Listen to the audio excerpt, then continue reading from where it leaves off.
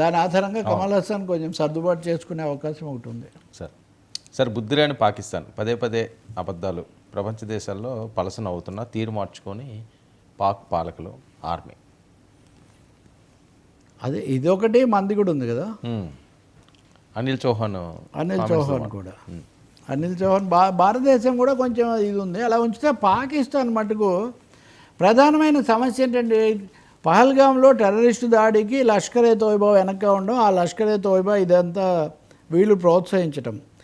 Pakistan Punjab assembly, Punjab అనేది పాకిస్తాన్లో కూడా ఉంది. కరాచీ బేకరీ మనం ఇక్కడ దాడి చేసాం, కానీ పాకిస్తాన్లో పంజాబ్ ఉంది, హైదరాబాద్ ఉంది, ఇంకా ఇక్కడ ఉన్న చాలా పేర్లు అక్కడ కూడా ఉన్నాయి.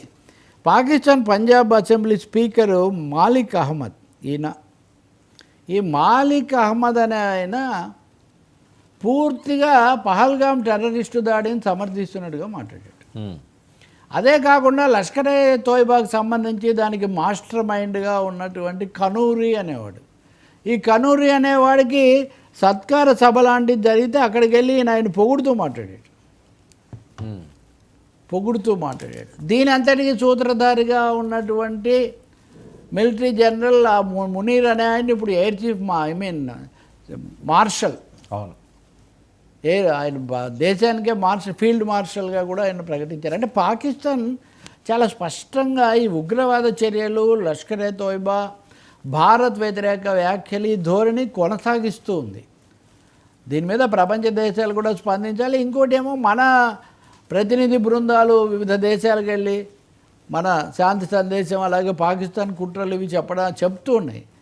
కానీ పాకిస్తాన్లో మటుకు మార్పు రాలేదు. మేము భారతదేశానికి కౌంటర్గా మేము కూడా డెలిగేషన్స్ పంపిస్తామంటున్నారు, కానీ మీ దేశంలో మీరు ఇలా మాట్లాడుకుంటూ విద్వేషపూరితంగా టెర్రరిస్టు చర్యలను కూడా బలపరుస్తూ మాట్లాడితే ఏ విధంగా అంతర్జాతీయంగా మీకు మద్దతు లభిస్తుంది? కాబట్టి వాళ్ళ ధోరణి బుద్ధి మారడం లేదు, బుద్ధి రావడం లేదు. నిజంగా చెప్పాలంటే భారతదేశం విషయానికి వస్తే అనిల్ చౌహాన్ మాట్లాడిన దాని తర్వాత కొంత దుమారం మన దగ్గర కూడా వచ్చింది ఖచ్చితంగా.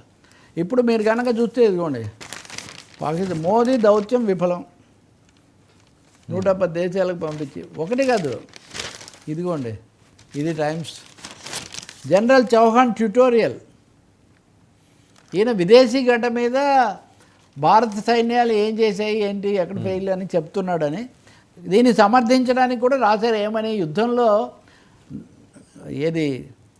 ఆ వ్యూహాన్ని మెరుగుపరచుకోవడమే ఇంపార్టెంటు, ఒక విమానం 2 విమానాలు పోకపోవడం కాదు అని. కానీ ఇదే సమయంలో ఇండియా వేదికకు సంబంధించిన పార్టీలన్నీ సమావేశమే, అసలు ఏం జరిగింది, ముందు ఏంటి, వెనకేంటి, మనకు కలిగిన నష్టాలు ఎన్ని, అమెరికా పాత్ర ఏంటి, మోదీ ప్రభుత్వ విధానాల్లో లోపాలేంటి, భవిష్యత్తులో ఇలాంటి పునరావృతం కాకుండా మనం ఏం చర్యలు తీసుకోవాలన్నది ప్రత్యేక పార్లమెంట్ వేసి చర్చించాలి అని మటుకు గట్టిగా ఆ డిమాండ్ మటుకు వస్తుంది. పైగా పాకిస్తాన్ బుద్ధి లేకుండా అలాగే మాట్లాడుతున్నప్పుడు మనం మరింత తొందరలోనే ఇలాంటి ఘటనలు రావచ్చేమో, కాబట్టి మనం అప్రమత్తంగా ఉండాల్సిన అవసరం చాలా ఉంది అని భారతదేశంలో అలర్ట్ పెరుగుతుంది, పాకిస్తాన్లోనేమో ఈ విధమైన అజల్ట్ అంటారే అది పెరుగుతోంది. ఇది ఒక తీవ్రమైన పరిస్థితిగా మళ్ళీ దారితీస్తూ ఉంది. సో అంతర్జాతీయ సమాజం కూడా వెంటనే దీంట్లో జోక్యం చేసుకొని పాకిస్తాన్ను అదుపు చేయడానికి ఇలాంటివి, ముఖ్యంగా ట్రంప్ మహాశయుడు ఆయన అందరికీ చెప్తుంటాడు కదా, ఆయన ఏదో అది ఇది అన్నాడు ఉక్రెయిన్ రష్యా మధ్య సర్దుబాటు అని, కానీ ఉక్రెయిన్ వెళ్ళి చాలా భారీ ఎత్తున రష్యా మీద దాడి చేసి ఎప్పుడూ లేనని విమానాలు ధ్వంసం చేసి వచ్చింది. కాబట్టి అదే జరిగింది అనుకోండి పాకిస్తాన్ విషయంలో కూడా.